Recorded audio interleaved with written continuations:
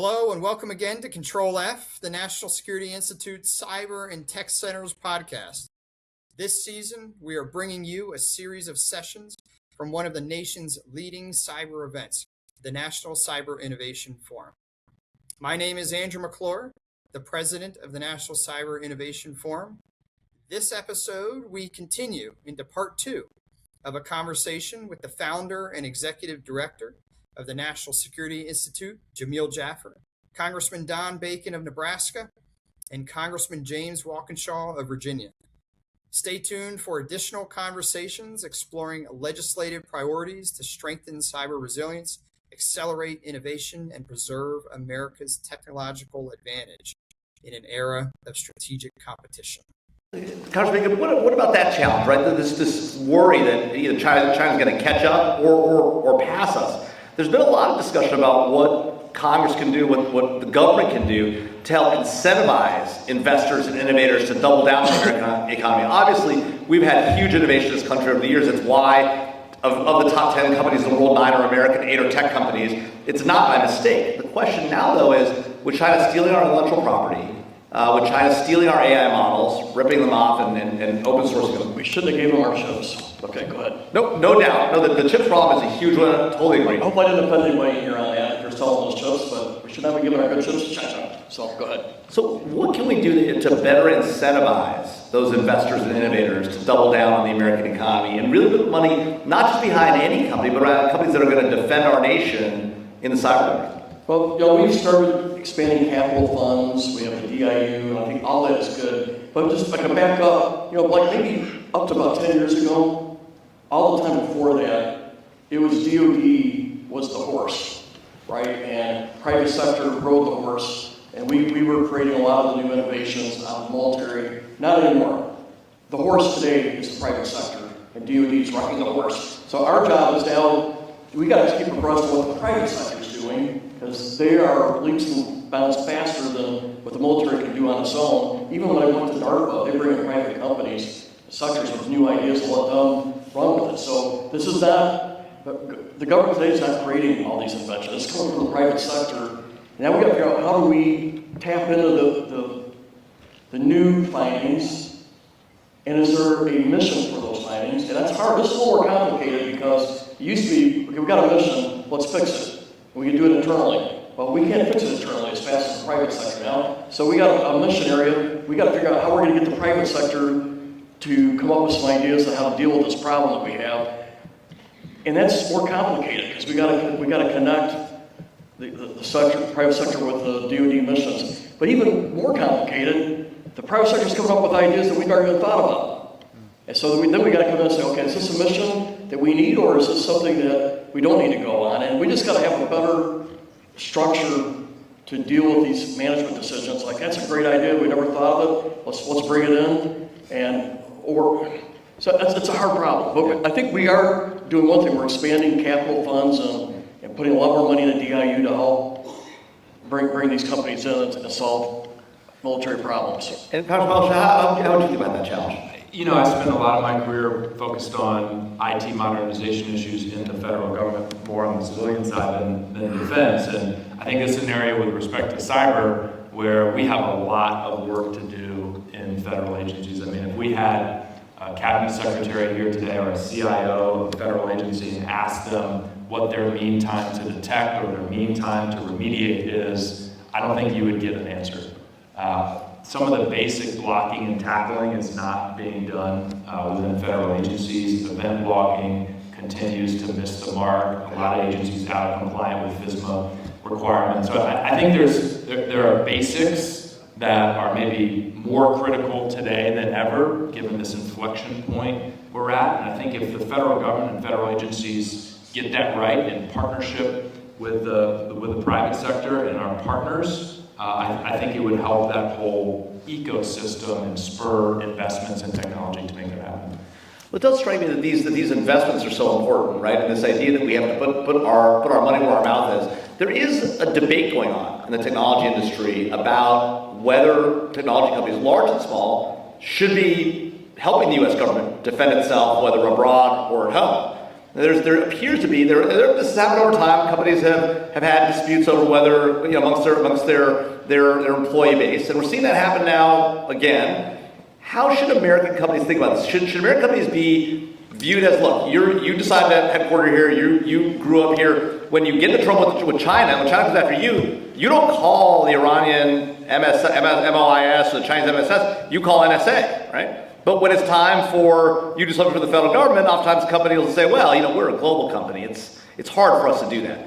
Should we be holding American companies more to account? And if so, what do we do with the people inside those companies who are concerned about supporting a government they might not share a view with? Obviously, a government or a company's role is to make a profit and they'll pay the bills, and that's what motivates these companies to work hard and to make inventions, make discoveries, develop this technology. You take away the profit motive, and I think a lot of that incentive goes away, not maybe all, but most of it. So we should respect the profit motive here. But also I think, good business leaders will not realize America's success is their success too. China's success is not good for them. If they're going to dominate this area, whether it's Huawei or whatever it may be, that's not good for the American industry. So I think there's probably got to be a blend of both. We've got to respect the profit motive, but also the industry, they know that America's winning here is good for them as well. I think the technology companies that are part of basically the infrastructure of the economy and the infrastructure of national security obviously have an obligation to be partners. But just like any one of us, they also have an obligation if they're asked to do something that in their view is unconstitutional or illegal, they have a responsibility to say, no, I'm not going to do that. So I wouldn't frame it as they should refuse to partner with the federal government if they or their employees disagree with the policy. No. But if they're asked to do something that they believe is unconstitutional or illegal, then they have a moral, ethical, and legal responsibility to say no or not. By the way, this has been an issue on the cyber defense side, where we could help some of these companies on the cyber defense side, but that would mean they're giving access into their networks, and that's been a challenge at times. But what about that? If the government does want to defend the nation's cyber domain, right? And Cyber Command has some amount of authorities, limited though they may be. Should we be thinking about how that defense looks at home as well? Because that's always been the challenge. But it's one thing to say, we're going to defend the nation abroad, we're going to take the fight to the enemy abroad, we're going to put them on their back heels. But that fight is coming home. They're using hot points in the United States, they're coming after our critical infrastructure here. We've seen the FBI use court orders to go into Americans' home routers to remove Chinese and Russian malware. Should Cyber Command be partnering more effectively with industry to help them here at home? And if so, how does industry think about that at a time when there are these concerns? The answer is yes, and I think they're trying to. I don't know if they're maybe going to get better at it. I do think Cyber Command and NSA need to even be closer to CISA and help them as maybe the junior sister here. But I think that they know that, so we should help incentivize it. It's really, cyber can't do its job, or CISA can't do its job without support from NSA. FBI can't do their job without support from NSA. So it really is a team, and we should try to lower those seams, or minimize those seams as much as we can. At times we've seen those seams come up in part because, and I think Congressman Bacon referenced it, because of the way that Congress affects its oversight, right? Debates amongst the authorizing committees, the appropriating committees, the committees of jurisdiction. Is there a way that Congress can collaborate to get more collaboration out of the executive branch, or is this something we simply need to put back on them, Congressman Walkinshaw? I think it's a great point. I'm on the Homeland Security Committee and the Cyber Subcommittee, and this is the first time I've had a substantive conversation with one of Congress's experts here on cyber. So thank you all for bringing us together to do that. We probably do need to do a better job internally across committee jurisdictions and sharing information and having these conversations, definitely. So to your point, if I may, so I got this bill passed, makes CISA the primary defender of the domestic. I got it passed. It passed unanimously out of the Homeland Security. The Energy Committee tried to defeat it because they came out of their committee. They want everything. And I was like, I even talked to the chairman. I said, what would you change on us? Well, it doesn't matter. They came out of our committee. I said, we gotta have, this is needed for the defense of our country to have something that does domestic cyber defense. We need a single belly button. Oh, I agree. but we're gonna oppose it. I had to whip on the floor. The chair lady was whipping votes no on the floor, and I was right behind her saying, don't vote yes. Well, she's been vote no, and we had a little bit of an argument on the floor, and then she said, I'm gonna be mad at you for a long time. I said, so am I. But this is what it took, because it was two different committees trying to deal with this, and it should have been. Which is crazy. It is. Right? And so we think about this question from a whole nation perspective, and we're thinking, okay, well, look, the federal government needs to do a better job getting its house in order. They need to work better together. Congress needs to work better together. Great. Now we're talking about industry and government, and there are these dynamics where there's the profit motive, government's got the national security priority, there are these questions about legality, but we've got to make it work. If we don't collaborate as industry and government together, we will lose to the Chinese. We will lose maybe even to the Russians, as challenged as they are. So as we think about this from a how does government effectively collaborate with industry, it's one thing to share information. It's another thing to collaborate operationally. Is there more we can be doing tomorrow or the next day that would really prepare us for what is inevitably a fight with China down the road? Whether it comes today, tomorrow, 10 years from now, that day will come. Yeah. What can we do to ensure that that the U.S. government and industry are in enough lockstep that we're able to sustain whatever we need to and keep the ball moving forward?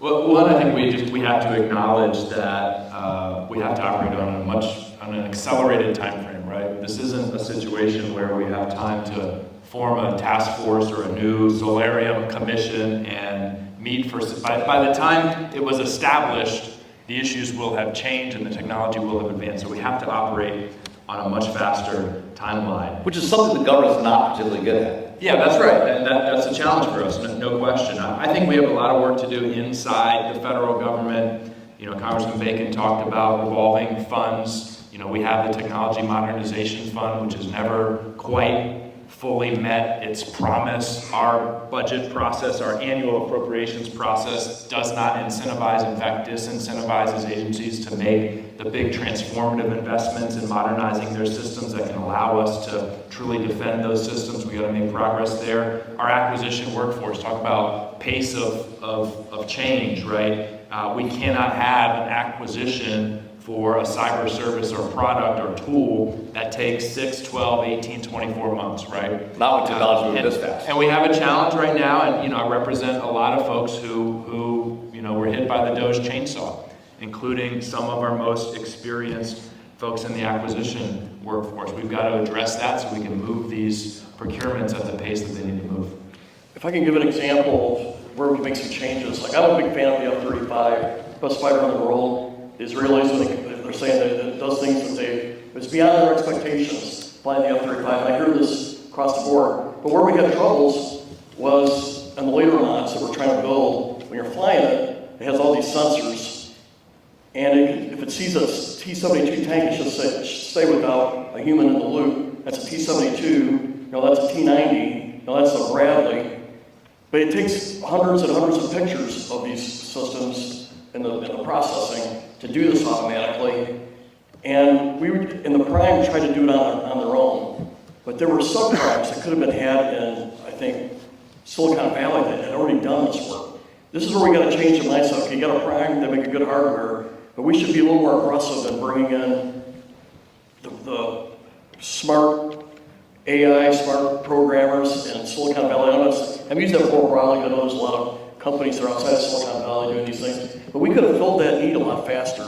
And I just think that this has to be a change of mindset in the Pentagon and our primes. Let's go out there and get the expertise and bring it in and solve the problem. Yeah, and one of the ways we've talked a lot about doing that is to bring the investors together as well and say, look, we need this capability. Go out and find us these companies, bring them to us, right? And bring the smart people in. I think if you could bring the financial community, the technology community together, we can really change the game. As we're wrapping up, just one or two maybe last questions for each of you. As you look at, we're coming up on America's 250th anniversary. We're in a time of massive, exciting technological change. I agree with you, Congressman Walkinshaw. This is a unique opportunity. AI will transform the world, and we're at the leading edge of it. And it can make our defense better. It can make our economy better. I'm very optimistic. But as you look at America's 250th anniversary, what are the one or two things that if you could have Congress do tomorrow that would help us address some of these challenges in the cyber domain, what would they be? I'll start with you, Congressman Walkinshaw. Well, On the technical side, I would like us to pass legislation to create new procurement pathways to speed adoption of these technologies that are critical. Love that. I also think I would like to see us have a restored commitment to that acquisition workforce so we can get some of the best and brightest into the federal government to help move those procurements and get the right tools and services to people who need it.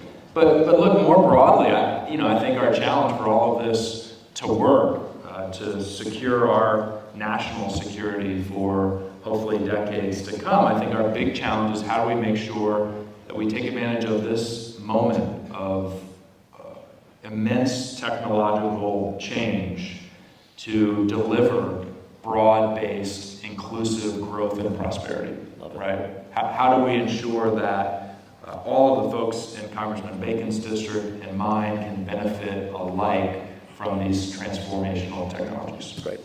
Well, Congressman, you get the last word. Okay, hey, so I'm an Air Force guy. My favorite George Washington quote was, he said he wished he had air superiority. That's supposed to be a joke. No, really, I was going to segue to a Washington quote here. He didn't like parties. He was really depressed that Alexander Hamilton and Jefferson were forming two parties. Jefferson had Madison and Monroe on his side. Adams was on the federal side. And he worried about the dysfunction of these parties impeding what the government had to do. I'm just saying today, we're having a hard time solving those basic problems because we're so divided. And this current administration went after CISA. Why? Because CISA said that there was no perceived threats to the election systems in 2020. And because of that statement, they bore into CISA. And it's not only just an example of this administration, the previous administration had done similar type of things. This hyper-partisanship is making it hard to do the basic things that we need to do to defend our country. Common sense Americans should be able to sit down and figure out how to bridge this divide on whether it's technology and how we'll play out. But the focus right now is we hate Democrats or we hate Republicans, and that's the focus, and it's impeding doing the basic things our country has to do. And one of the issues that we got to solve is a $38 trillion debt. We can't do it because of the divide. Some of our problems on the technology side could be we should bring in folks who are very good from other countries that want to live here, that are mathematicians, scientists. We need to expand our legal immigration in areas that will benefit this country. We can't seem to do it because of the partisanship getting in our way. And I think George Washington was on to something 250 years ago, since you bring up our birthday. I love it. Well, join me in thanking our panel. Thank you. That's a wrap for today's episode. Thanks to Hannah Haynes, Keelan Wolf, Claude Jennings, and the entire NSI CTC team in helping us produce today's episode. Be on the lookout every Monday and Wednesday for more sessions from the National Cyber Innovation Forum. If you like what you heard, be sure to rate, review, and subscribe. Thanks again.